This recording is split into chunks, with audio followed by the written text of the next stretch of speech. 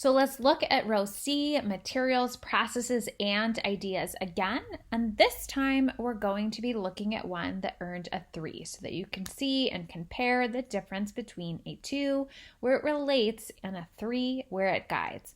As well as a 2, it's or, so materials, processes, or ideas. And for a 3, it's materials, processes, and ideas are demonstrated. So as usual, we will start by reading the 1,200 words that the student is able to write about their body of work. In my investigation, I explored how changes in lighting and composition affect a viewer's experience of food photography. I tried different intensities and temperatures of light. I also learned new food photography composition rules. Lighting-wise, I began with brighter photos with less defined shadows, as can be seen in piece 1.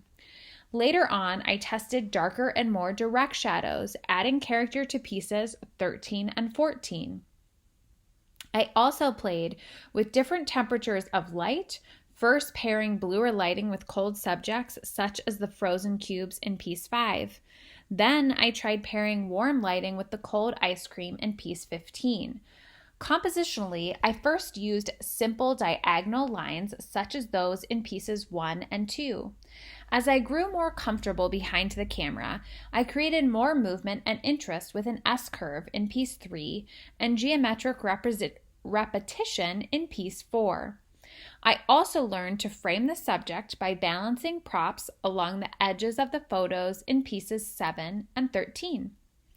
I discovered that lighting affects the texture and mood of the food itself, while composition affects the movement and focus of a photo. Let's take a look. So, image number 1. Whenever we're looking at photos, you're talking about what would the size be if you were going to print it? What's the ideal size that you would want someone to view it at? Materials, backdrop, prepped food props, processes, food preparation, diagonals, and geometric repetition, saturating greens. Image 2, backdrop, prepared food props, food preparation, visual weight, and diagonal color correction. So you're going to see in their process, they are talking about what 2D skills they think that they are best demonstrating. There's no one way to write your process. We will continue practicing them. I want you to see different examples, and different things are going to work better for different people. But here they're highlighting what is the 2D skill. So they're telling us they're working with visual weight through color, or doing some color correction. Image 3, their materials are always the same. Process, geometric repetition, visual weight, S-curve, saturating greens. So S-curve is telling us the type of composition that they were working on creating. Image 4, food preparation, geometric repetition, saturating reds. Image 5, food preparation, test shots with ice cubes, color correction, and sharpness. Image 6, food preparation, tripod setup, color correction. Image 7, food preparation, framing, geometric repetition, color correction, and sharpness. Image 8, food preparation, backlighting, saturating reds and purples. Image 9, food preparation, side lighting, desaturation, increasing contrast. So these two are examples of taking two images and juxtaposing them beside each other to give more detail and kind of change the overall composition. So remembering that that is also a choice that you can be making with your work. Processes, food preparation, side lighting, color correction, and sharpness. Food preparation, side lighting, tripod setup, and desaturation. Image 12. Here we're seeing more of their process because they're kind of showing us that behind the scenes of the setup and some of taking the photos.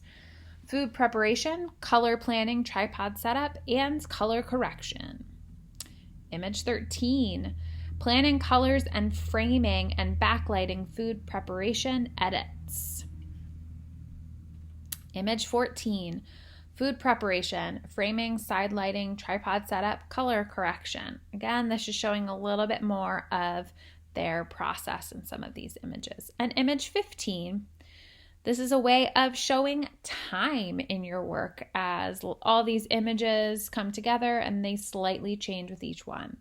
Tripod setup, diagonals, warm, direct lighting, sharpness, and contrast. All right, so let's go and remember, what did they say they were working on? So they say they explored how changes in lighting and composition affect a viewer's experience of food photography. So if we were going to change that into a question, as I always make you do, they would be saying, how do changes in lighting and composition affect a viewer's experience of food photography? So that's their question.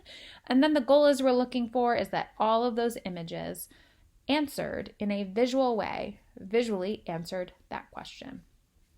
All right, so how did they score on row C? They earned a 3. Reminder that row C is about materials, processes, and ideas, and a 3 is defined as visual relationships among materials, processes, and ideas are clearly evident and demonstrate synthesis. Let's hear why. Visual relationships among materials, processes, and ideas are clearly evident and demonstrate synthesis in this portfolio. The written evidence states that the work explores how changes in lighting and composition affect a viewer's experience of food photography.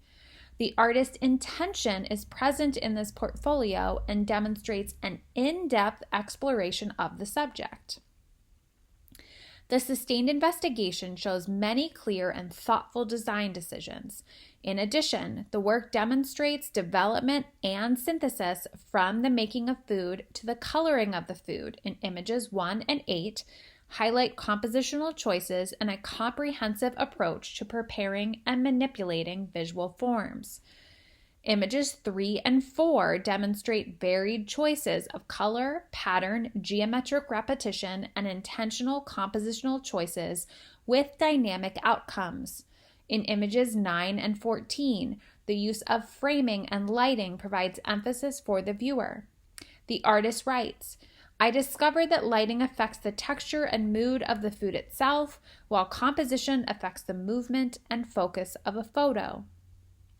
I also played with different temperatures of light, first pairing bluer lighting with cold subjects such as the frozen cubes in piece 5. Then I tried pairing warm lighting with the cold ice cream in piece 15.